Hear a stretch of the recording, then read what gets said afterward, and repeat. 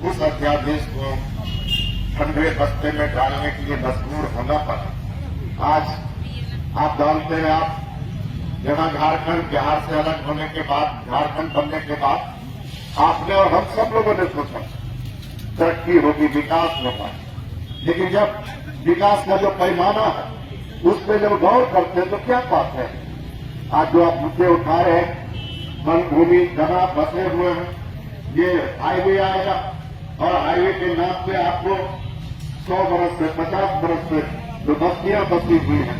गरीब लोग जहां रह रहे हैं उनकी बस्ती गुजार दी जाएगी और वो बस्ती फिर कहां बसेगी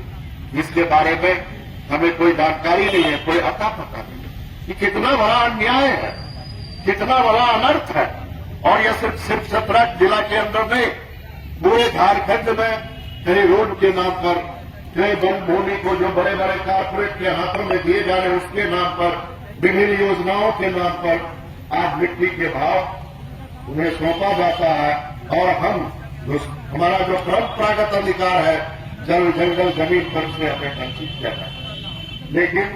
जब अन्याय होते हैं और अन्याय बढ़ता है तो उसका प्रतिवाद भी होता है और पूरे देश भर में सबसे हमला आदिवासियों पर होगा और आदिवासी भाई घर में इसी तरह जमीन से बेदखल करने के लिए आसाम के अंदर उनके ऊपर लाठियां चलाई गई, उनके ऊपर गोलियां चलाई गई, लेकिन आदिवासी भाइयों ने प्रतिरोध किया और पुलिस प्रशासन को पीछे हटना पड़ा। अभी आपने देखा होगा 2-3 महीने पहले एक रेलवे ने दावा किया 500 परिवार बचा हुआ था करीब 50 साल से 100 साल से और कहा कि यह हमारी जमीन है और अचानक प्रशासन ने उसे नोटिस दे दिया, बुलडोजर लेके हम उधार देंगे 2-3 दिन के अंदर। लेकिन जो प्रगतिशील लोग थे, वामपंथी लोग, वो सुप्रीम कोर्ट में गए और सुप्रीम कोर्ट ने कहा इसे रोको,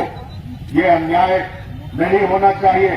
अगर रेलवे का जमीन है तो पहले वो लोग जो बसे हुए हैं उनको पुनर्वास करने का, वो कहां जाएंगे, उनका कहां रहेंगे, इसका इंतजाम करो, उसके बाद ही इस तरह के कदम उठाएंगे। आज आप पढ़िए, जानिए, समझिए किस तरीके से छत्तीसगढ़ के अंदर भी, किस तरीके से मध्य प्रदेश के अंदर भी हर जगह सबसे बड़ा निशाना आज किसान हो रहे हैं और उसमें सबसे बड़ा निशाने पर आज आदिवासी। लेकिन हम लड़ रहे हैं, लड़ाई लंबी होगी लेकिन जीत हमारी होगी, क्योंकि हमें वो विश्वास पैदा हुआ है। आप सब लोग जानते हैं, इसी तरह से जब कोरोना काल था, भारत की सरकार ने किसानों के खिलाफ 3 काले कानून लाए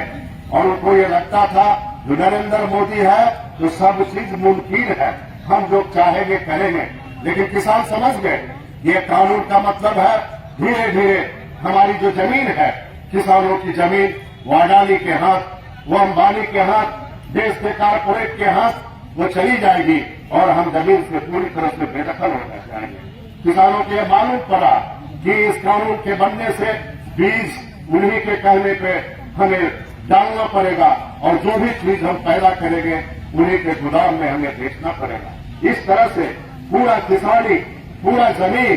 कारपोरेट के इशारे पे, खेती किसानी सारा चीज उन्हीं के इशारे पे चलेगा और उसी के कब्जा में चला जाएगा और आने वाली पीढ़ी कटोरा लेकर के सड़कों पे भटकेंगे। इसीलिए पंजाब के किसान, हरियाणा के किसान सड़कों पे आए और जब पूरा आंदोलन हुआ पूरे देश के अंदर, हम सब लोग गए और आपने देखा 13 महीने